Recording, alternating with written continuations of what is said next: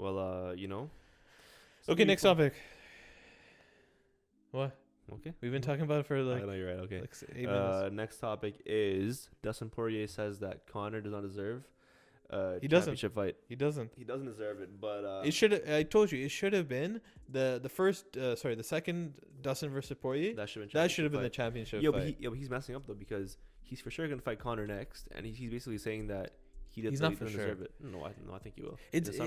He is in such a weird position. He hasn't really been in this position before, where he has the most leverage he's had ever in his career, but at the same time he doesn't have that much leverage. Yeah. Right. Anytime that you're dealing with Conor McGregor, he's always gonna have the upper hand, and I think Dustin Poirier is also conflicted with that fact. I think he knows what's going to happen or what's the most likely outcome because he's going to prefer that monetarily, right? Yeah. Because of the compensation that he gets. But at the same time, he doesn't want to clearly go out there and commit to that. The fact that he's going to have to, if he wants to fight for the title, he has to fight Conor again, and then he gets a number one contender fight, right? Because his whole thing that he was talking about previous to the Conor fight is that he wants to win the championship. Yeah. Him winning that interim championship meant so much to him. So now he's conflicting with the dichotomy between fighting Conor again and the title. He knows that he's most likely not going to get a title shot because of this Conor fight looming over his head. It's 1-1. They have to do a rematch and see who's a better fighter between them. But at the same time, he also is like, why does that matter? That first fight was so long ago and it was in the 45 division. Why does that really matter? But he also knows that if he fights Conor again, he's making even more money than he did before. Yeah. He's gonna have a lot more leverage than he did previously. Yeah, but where does Kevin Lee fit in all this? Kevin Lee's working on the holes in his game. No, but I think honestly, man, this fight's gonna happen. Yeah, I think that Conor's gonna win personally. I think there's some ring rust involved and everything. Yeah, I think he's gonna come back. I think he's gonna beat Poirier, and I think after that, I think Khabib's gonna be back, man. This is a slow build up to Khabib. There's no way that he won't come back. Khabib's gonna come back for sure. He's gonna fight either Conor or Poirier. I think it's gonna be Conor, and then after that, it's gonna be one more. Let's just stick to Dustin and Conor. So I think Dustin knows that the most likely outcome is the Conor fight, and it's probably the most favorable for him for money wise. But he does not want to admit, or he doesn't want to let it be fully transparent in the fact that he wants the title, but he prefers, like, he wants money as well, right? Like what is more important to him? I'm not assuming. Well, you can't run a hot sauce business like without money, right? So like, if you want to run hot sauce, you need money. His hot sauce is not like he doesn't manufacture the hot sauce himself. He there's a company that already did hot sauces, and he made like a partnership with them, he went with it to them and then made whatever sauce that he liked. And that site that we were looking at, right? With that site with all those like flavors, and everything is just like So it's not his like hot sauce company; it's his like collaboration basically, and he probably makes like a huge chunk from it. It's rated pretty high too. Yeah, well, we'll try it. So Dustin Poirier versus Conor 3 most likely will happen. I think Dustin is going to come to terms with it and be like, you know what, I beat him already. I'll beat him again, and then I'll fight for the title next. Whatever. Against Oliveira, according to Joe Rogan. Yeah, but then Oliveira would have to wait then until like August. Who else would he fight in the meantime? Gaethje. If you want Gaethje Oliveira, if you do Gaethje Oliveira, and then you do Dustin versus Conor, you get a clear number one contender fight. Yeah. The only person that's left out of that equation is Michael Make way go home Chandler. Yo, disrespect to this guy. That's your nickname for him. This guy went in there, starched. He killed Hooker basically. Yeah. And I think honestly, I think it should be Oliveira versus whoever wins the Conor fight, and then I think it should be Gaethje and Chandler.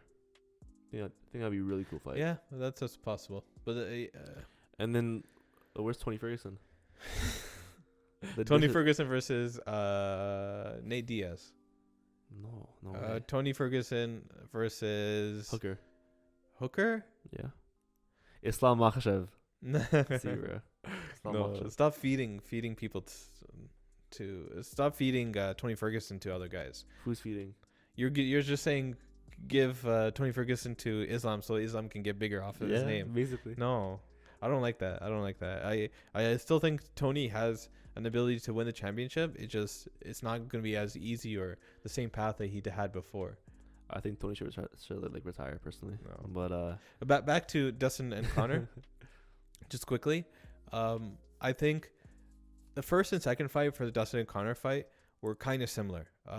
The first fight versus in the 145 division, Dustin was landing, I think 10. Sorry, I think he landed like 12 significant strikes, and 10 of them were leg kicks. Mm-hmm. And the difference between that fight and the second fight, though, was when he was hitting those kicks in the first fight, they weren't on the calf. They were more on the knee and above the thigh, right? What's different between the first and second fight, though, is Dustin was throwing kicks, but it was the calf this time. Yeah. Conor in the first fight was eating them just like he was eating them in the second fight. He was eating all those kicks. He was barely checking them. So I think the third fight is going to be very, very interesting. There's been some guys who've commented on how do you counter that calf kick? What do you do? One thing that you could the most obvious is once you see that calf kick coming, you either grapple, you either move back, or you instantly throw something. That's why he needs his old style back, right? Where you bounce in and bounce in, bounce out. I don't know, because that same style that he had in the first Dustin fight, and he was still getting hit by those leg kicks. Yeah. So he has to do that. So he has to either once he sees that kick, he needs to throw right away so that he can land something while Dustin is most vulnerable.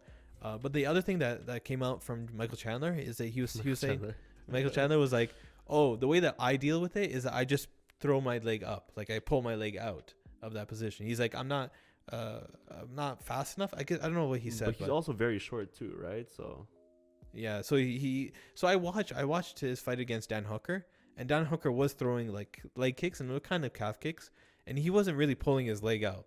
So I think he strategically he would say I want to pull out my leg so that like I avoid getting hit in the calf. It's more like maybe the Achilles or maybe the foot or something, which is not better, but okay. But it's better than the calf though. But I don't know what Conor would do. So we can, if that fight's announced, we'll do like a closer look. We'll do an analytical video. Actually, we're not gonna do that because we only get like 200 views for Conor topics. Yeah, I think yeah. No, we can figure it out. We'll make one. But I don't know. I think it's gonna happen. I think it'll be sometime in like June or July, maybe. I think. Yeah, so. Summer of Conor 2.0. But if he loses, man, then what's next for Conor at that point? Nate Diaz, right? Nate, probably that fight, or I think he'd probably fight Tony Ferguson. Maybe that. There's a lot of fun matchups. Yeah. Like Conor is not done. I think Conor has so many options, and people will watch. He wants boxing too, right? So. Leave boxing alone, man. Leave boxing alone. Leave boxing alone to the Canelos and the Billy Joe Saunders. Billy Joe Saunders is Canelo? Yeah, I don't know. We'll see. Thank you for watching another clip from Fake Friends MMA. If you like the video, please like it. But it wasn't a clip, buddy. If you want to like the video, please like it, share, subscribe. Actually, don't share. Just like and subscribe, and let us know what you think in the bottom. Don't subscribe either. Just keep your ad block off. Yes. Thank you.